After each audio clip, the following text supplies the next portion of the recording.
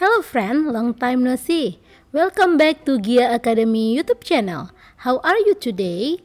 I hope you are in good condition. Pernah nggak sih teman-teman ngerjain tugas akademik, terus pas dicek di Turnitin hasilnya lebih dari 20%? Wah, jadi panik kan ya? Nah, ini juga yang dialami oleh Rania. Dia kesulitan menulis artikel bahasa Inggris karena tingkat kesamaan di Turnitin terlalu tinggi. Padahal, kalau skornya melebihi batas yang ditentukan bisa dianggap plagiat loh. Untungnya, Tania kasih saran ke Rania untuk memperbaiki tulisannya dengan menggunakan kalimat pasif atau passive voice. Kenapa passive voice penting dalam tulisan ilmiah atau tulisan akademik? Karena passive voice menjadikan tulisan terdengar lebih formal dan objektif. Misalnya, kalau kita menulis laporan penelitian, kita nggak bilang, kami melakukan eksperimen ini untuk menguji teori. Tapi ditulis seperti ini, eksperimen ini dilakukan untuk menguji teori. Kalimat ini terdengar lebih profesional dan sesuai standar akademik. Nah, agar tulisan ilmiah kita jadi lebih rapi, formal, dan skor Turnitin kita aman, yuk kita coba pakai passive voice yang benar. Di video kali ini kita akan membahas cara menyusun passive voice dengan mudah. Tonton hingga tuntas videonya ya. Do you know what is passive voice? Passive voice is a grammatical construction in which the object of an active sentence becomes the subject of the sentence. In passive voice, the focus is on the action or the recipient of the action, rather than on who or what is performing the action. The subject in passive voice sentences often receives the action, and the door of the action, if mentioned, is introduced by the word by. Jadi, passive voice adalah cara menyusun kalimat di mana fokusnya bukan pada siapa yang melakukan aksi, tapi lebih ke aksi itu sendiri, atau siapa yang menerima aksi tersebut. Nah, selain membuat kalimat menjadi lebih profesional dan objektif, passive voice memiliki beberapa manfaat penting lainnya dalam penulisan, yaitu: pertama, menjelaskan dan mendeskripsikan proses. Kalimat pasif sering digunakan saat kita mau menjelaskan langkah-langkah atau proses. Misalnya, dalam laporan eksperimen, larutan ini dipanaskan hingga suhu 100 derajat. Kalimat ini lebih fokus ke proses pemanasan, bukan siapa yang memanaskannya. Kedua, menekankan isu dalam berita. Dalam berita atau pengumuman, kalimat pasif sering dipakai supaya informasi lebih objektif dan netral. Misalnya, peraturan baru telah diterapkan di sekolah-sekolah. Di sini yang ditekankan adalah peraturannya, bukan siapa yang menerapkannya. Terakhir, digunakan dalam tulisan formal dan akademik. Kalimat pasif sering muncul di laporan, esai, surat resmi, atau kuliah akademik. Contohnya, hasil penelitian ini telah dianalisis dengan metode statistik. Tulisan ini terdengar lebih profesional. Lalu, seperti apa perbedaan kalimat aktif dan kalimat pasif dalam bahasa Inggris? Dalam kalimat aktif atau active voice, subjek melakukan aksi. Jadi, siapa yang melakukan sesuatu lebih ditekankan. Contoh, I sing a song on stage. Aku menyanyikan sebuah lagu di atas panggung. Di sini, I subject, sing verb 1, a song object, on stage adverb of place. Jadi, subjek I yang aktif melakukan aksi sing. Sedangkan dalam kalimat pasif atau passive voice, justru yang lebih ditekankan adalah aksi atau objeknya, bukan siapa yang melakukan. Contoh, a song is sung by me on stage. Sebuah lagu dinyanyikan olehku di atas panggung. Di sini, a song yang awalnya objek dipindahkan ke depan menjadi subjek baru. Selanjutnya, tambahkan to be is, lalu ubah kata kerja ke verb 3, sung. By me adalah subjek yang dipindahkan menjadi objek, menunjukkan siapa yang melakukan aksi, dan on stage adalah keterangan tempat. Jadi, perbedaan antara active dan passive voice adalah active voice fokus pada siapa yang melakukan aksi. Passive voice fokus pada aksi atau objek yang dikenai aksi. Teman-teman bisa membedakannya ya. Nah, dari contoh yang sudah kita bahas tadi, kita bisa melihat pola atau rumus yang digunakan dalam passive voice, yaitu to be plus verb 3. Semua kalimat pasif wajib menggunakan to be, dan bentuk to be-nya bergantung pada tenses yang digunakan. To be adalah kata kerja bantu auxiliary verb yang berfungsi membantu kata kerja utama dalam kalimat. Contoh to be, present, is, am, are, past, was, were, perfect, been, progressive, being. Verb 3, past participle, digunakan untuk membuat kalimat yang menunjukkan suatu kejadian yang telah selesai dilakukan. Contoh verb 3, regular verb, verb 1, receive, verb 2, received, verb 3, received. Irregular verb, verb 1, have, has, verb 2, had, verb 3, had. Sekarang kita akan membahas perbedaan pola kalimat aktif dan passive voice. Active voice, polanya adalah subject plus verb plus object. Example, the chef cooks the meal. Passive voice, polanya adalah object plus to be plus verb 3 plus by plus subject. Example, the meal is cooked by the chef. Ada beberapa jenis passive voice berdasarkan tenses. The first one is present, simple present tense. Contoh kalimat aktifnya, students write English novel every week. Polanya adalah subject plus verb 1 plus object.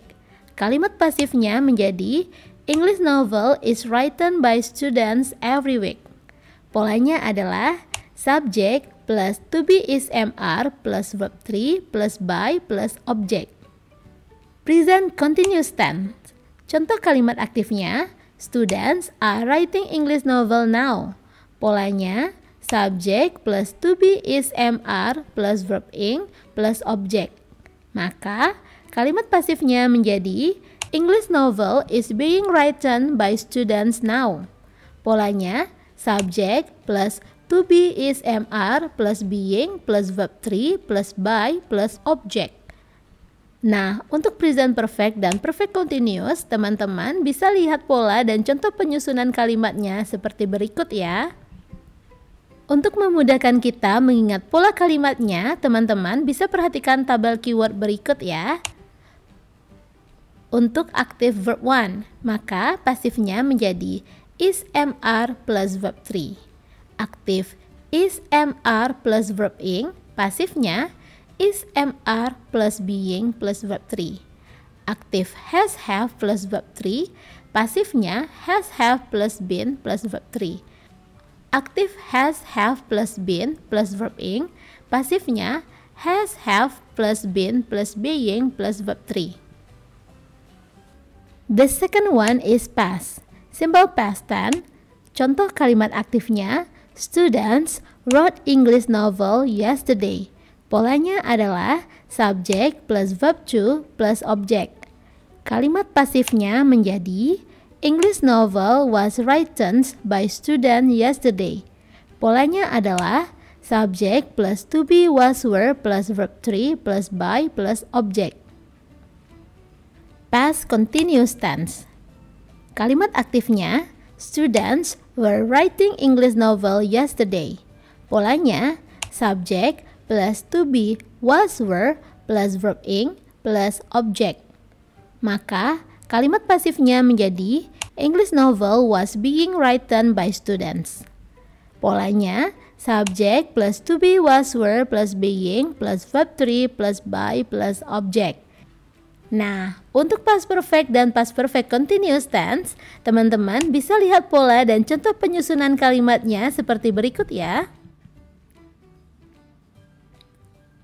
Untuk memudahkan kita mengingat pola kalimatnya, teman-teman bisa perhatikan tabel keyword berikut ya. Untuk active verb 2, maka pasifnya menjadi was were plus verb 3. Aktif was were plus verb ing, pasifnya was were plus being plus verb 3. Aktif had plus verb 3, pasifnya had plus been plus verb 3. Aktif had plus been plus verb ing, pasifnya had plus been plus being plus verb 3. The last one is future, simple future tense. Contoh kalimat aktifnya, students will write English novel next year. Polanya adalah subject plus will plus verb 1 plus object. Kalimat pasifnya menjadi English novel will be written by students. Polanya adalah subject plus will be plus verb 3 plus by plus object. Future continuous tense. Kalimat aktifnya, students will be writing English novel. Polanya subject plus will be plus verb ing plus object. Maka kalimat pasifnya menjadi English novel will be being written by students. Polanya subject plus will be plus being plus verb 3 plus by plus object. Nah, untuk future perfect continuous, dan simple past future tense, teman-teman bisa lihat pola dan contoh penyusunan kalimatnya seperti berikut ya. Untuk memudahkan kita mengingat pola kalimatnya, teman-teman bisa perhatikan tabel keyword berikut ya.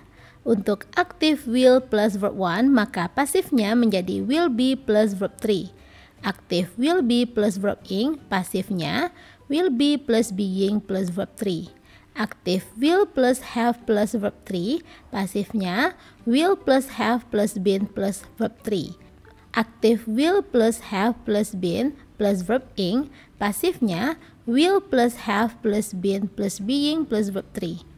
Aktif would plus verb 1, pasifnya would be plus verb 3. Sekarang kita coba menyusun beberapa kalimat aktif menjadi kalimat pasif. Pertama, kalimat aktifnya, the chef prepares dinner every night. Mari kita pecah dulu kalimat ini. The chef, subjek yang melakukan aksi. Prepares, verb 1 plus s or es karena simple present. Dinner, objek yang menerima aksi. Every night, adverb of time, keterangan waktu. Karena ini simple present, rumus pasifnya adalah is mr plus verb 3, past participle. Maka kalimat pasifnya menjadi dinner is prepared by the chef every night. Jadi jika ada verb 1 plus s or es, maka ubah ke is mr plus verb 3 dalam passive voice. Kedua, kalimat aktifnya, the students launched a new novel last week. Kita pecah lagi, the students, subject, launch, verb 2 menunjukkan simple past, a new novel object, last week adverb of time. Karena ini simple past, rumus pasifnya adalah was were plus verb 3, past participle. Maka kalimat pasifnya menjadi a new novel was launched by the student last week. Jadi, jika ada verb 2, maka ubah ke was were plus verb 3 dalam passive voice. Ketiga, kalimat aktifnya, the company will launch a new product next month. Kita pecah lagi, the company subject will launch modal plus verb 1 karena simple future. A new product object. Next month, adverb of time. Karena ini simple future, rumus pasifnya adalah will be plus verb 3, past participle. Maka kalimat pasifnya menjadi a new product will be launched by the company next month. Jadi jika ada will verb 1, maka ubah ke will be plus verb 3 dalam passive voice.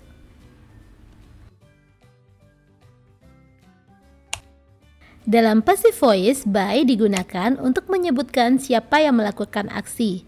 Tapi kalau siapa yang melakukan aksi tidak penting atau sudah jelas, by bisa dihilangkan.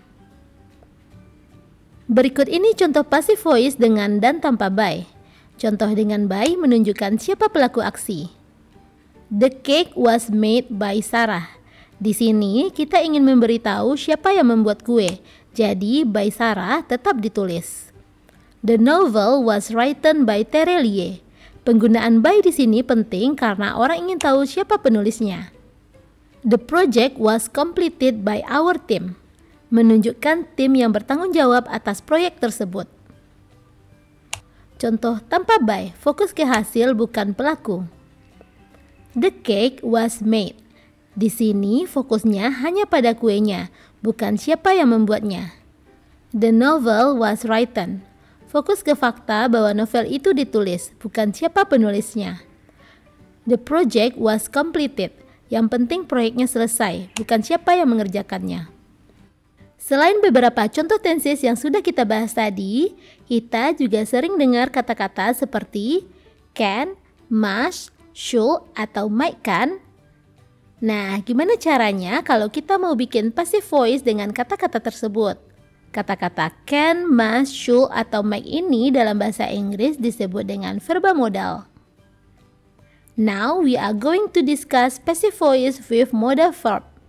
Let's see the pattern.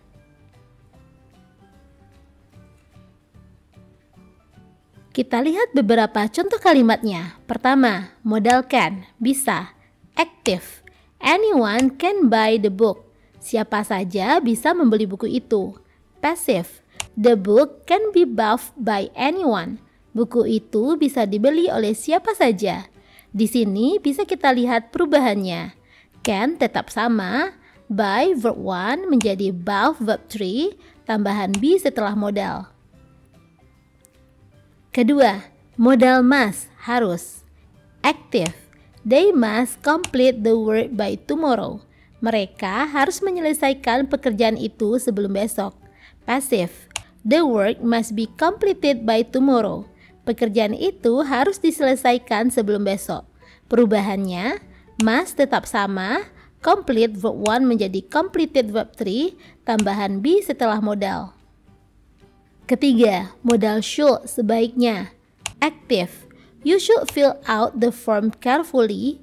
Kamu sebaiknya mengisi formulir dengan hati-hati. Passive, the form should be filled out carefully. Formulir sebaiknya diisi dengan hati-hati. Perubahannya, fill out verb 1 menjadi filled out verb 3, tambahan be setelah modal. Keempat, modal might, mungkin. Active, the team might solve the problem. Tim mungkin bisa menyelesaikan masalah itu. Passive, the problem might be solved by the team. Masalah itu mungkin bisa diselesaikan oleh tim. Perubahannya, solve verb 1 menjadi solved verb 3, tambahan be setelah modal. Jadi, untuk membuat passive voice dengan modal verb, rumusnya modal can, must, should, might, etc. plus be plus verb 3. Sampai di sini teman-teman bisa memahaminya ya. Question number 1. This mosque blah blah blah in 1999. The correct word to complete the above sentence is A. Was built, B. Will build, C. Built, D. Built, E. Being built. Petunjuk, it happened in the past 1999. Nah, tahun 1999 yang disebutkan pada kalimat soal menunjukkan waktu yang sudah berlalu. Artinya ini adalah simple past tense. Rumus passive voice untuk simple past tense adalah was verb plus verb 3. Karena mosque adalah kata benda tunggal, maka kita pakai to be was. Maka jawaban yang benar adalah A, was built. Kalimatnya menjadi this mosque was built in 1999. Question number 2. The government will build a new palace next year. The passive is A. A new palace will be built by the government. B. A new palace will be built by the government. C. A new palace will be built by the government. D. A new palace will be built by the government. E. A new palace will be built by the government. Pada soal kedua ini terdapat kata will yang merupakan modal, dan untuk mengubahnya menjadi passive voice kita cukup menambahkan be dan verb 3 setelah will. Kata build verb 1, bentuk verb 3-nya adalah build. Jadi jawaban yang benar adalah a new palace will be built by the government. The correct answer is C. The last question. She broke the window yesterday. The passive is A. The window is broke by her yesterday. B. The window is break by her yesterday. C. The window is being broken by her yesterday. D. The window was broken by her yesterday. E. The window were broken by her yesterday. Soal ini meminta kita mengubah kalimat aktif pada soal menjadi kalimat pasif. Pada soal menggunakan kata kerja broke yang merupakan verb to, past tense. Rumus passive voice-nya adalah was were plus verb 3. Kata broken adalah bentuk verb 3 dari break. Karena window adalah kata benda tunggal, maka kita memakai to be was. Jadi kalimat pasifnya menjadi the window was broken by her yesterday. Jawaban yang benar D. Now, I hope you can understand better. Okay, that's all my explanation about passive voice. Stay healthy and see you on the next video. Have a great day.